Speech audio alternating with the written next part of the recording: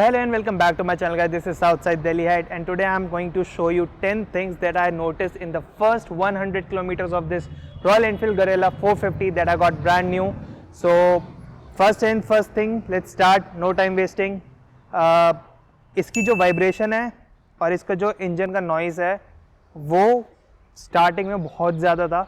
Like I did some research on YouTube and Google, and I have some friends also, so they told me that there is a tapping noise in the engine, but उस tapping noise को सुनने के लिए भी अभी जो engine की starting noise है वो बहुत ज़्यादा है. जब आप शोरूम से बाइक लेंगे इस चीज़ का ध्यान रखना कि नॉइज़ और वाइब्रेशन स्टार्टिंग में बहुत ज़्यादा होगी, इंजन की जो रफनेस होगी वो बहुत ज़्यादा होगी. सेकेंड थिंग जो मेरे को इस चीज़ में इस बाइक में लगी वो ये है कि जो इसका मीटर है, इसके मीटर में actually auto day and night mode है जिसमें ये ब्लैक और वाइट हो जाता है अकॉर्डिंग टू द सेंसर. उसमें अभी स्टार्टिंग में थोड़ा इशू है. I don't know first service के बाद कितना सॉल्व होएगा कितना नहीं होएगा. स्टार्टिंग में वो इशू बिल्कुल है. ये कभी कभार दिन में भी ब्लैक हो जाता है जिसकी वजह से देखना बहुत मुश्किल हो जाता है मीटर में, और रात में भी वाइट रहता है कभी कभार. ये इसका सेकेंड इशू है. थर्ड इशू इसकी हीटिंग प्रॉब्लम है. अभी स्टार्टिंग में क्योंकि इंजन बहुत रफ था तो हीटिंग प्रॉब्लम हो सकता है उस वजह से हो कि सारा ऑयल एक्चुअली इंजन में प्रॉपरली सर्कुलेट हो रहा है स्टार्टिंग में एंड ऑल ऑफ दैट. तो बाइक जल्दी हीट हो रही थी, रेडिएटर जल्दी ऑन हो रहा था और इसके रेडिएटर की भी आवाज़ काफ़ी लाउड है.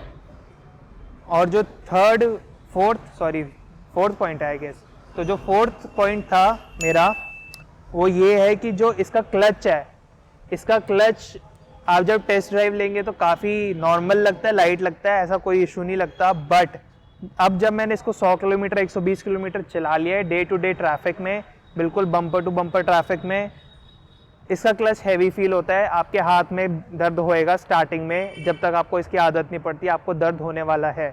इस चीज़ का भी ध्यान रखना. फिफ्थ पॉइंट इसका है जो इसकी सीट है वो इतनी कंफर्टेबल नहीं है. मैं ये नहीं कह रहा कि बहुत ही ज़्यादा अनकंफर्टेबल है, बट इसकी सीट की आदत पड़ने में आपको थोड़ा टाइम लगेगा if you are switching from some other bike. तो ये ड्रॉबैक नहीं है, बस मैं बता रहा हूँ मेरा फर्स्ट 100 किलोमीटर्स का जो एक्सपीरियंस रहा है. बाकी एक बारी मैं आपको देख के बता देता हूँ. मैंने इसके इश्यूज एक्चुअली लिख रखे थे. इसका जो 6th इशू है वो है इसकी गियर शिफ्टिंग में.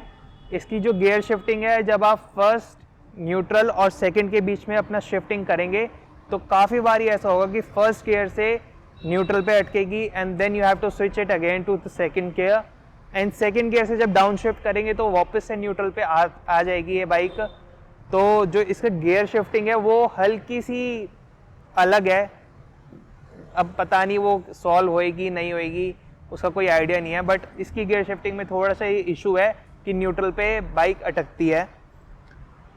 जो इसका 7th इशू है वो है इसका रियर टायर की स्लिपिंग, जो कि ट्रैक्शन कंट्रोल ना होने की वजह से आया है. अब इस बाइक में एक्चुअली काफ़ी ज़्यादा पावर है.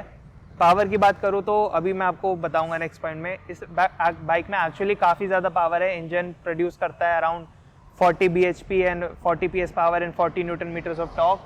तो जो इसका ट्रैक्शन कंट्रोल नहीं दिया कंपनी ने, तो जो हल्की सी स्लिपरी जगह होती है, जैसे कि लगा लो हल्की सी अगर रोड पे मिट्टी पड़ी है या हल्का सा ग्रेवल है और वहाँ पे अगर आप थोड़ा सा भी थ्रॉटल ओपन करेंगे तो ये बाइक लिटरली रियर से स्लिप करेगी. उस चीज़ का बिल्कुल ध्यान रखना, और इस चीज़ की आदत पड़ने में थोड़ा टाइम लगेगा of course.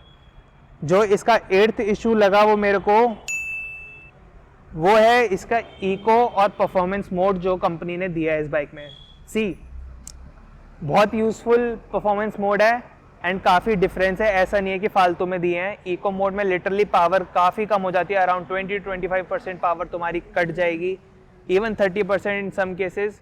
But in the first 100 kilometres before the first service जो इसके इको मोड में पावर है वो एक्चुअली लिटरली ना के बराबर है. फर्स्ट गियर में जब तक आप फर्स्ट गियर में रहते हैं, जब आप फर्स्ट गियर में रहेंगे ना तो पावर बिल्कुल ही ना के बराबर मिलेगी आपको. ये बाइक जितनी पावरफुल है और जो आप टेस्ट राइड में ड्राइव करेंगे वो आपको ख़रीदने के बाद बिल्कुल डिफरेंट लगेगी इन द फर्स्ट 100 किलोमीटर्स. वाइब्रेशंस इसमें इतनी है कि इसके मिरर्स लूज होते हैं इस चीज़ का भी ध्यान रखना।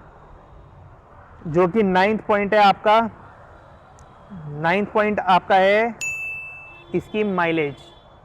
अब इसकी जो माइलेज है बिफोर 100 किलोमीटर वो बहुत कम मिली मेरे को। मैंने इसको शोरूम से निकालते ही पावर XP95 इसमें फ्यूल डलवाया था, फुल टैंक करवाया था, और इसमें जो माइलेज मेरे को मिली है वो दिखाता 20 के अप्रॉक्स है, but in the first 100 kilometres वो बहुत जल्दी डिक्रीज़ होती है। तो इस चीज़ का ध्यान रखना, जो माइलेज है वो आपको प्रॉपर फर्स्ट सर्विस के बाद ही देखने को मिलेगी।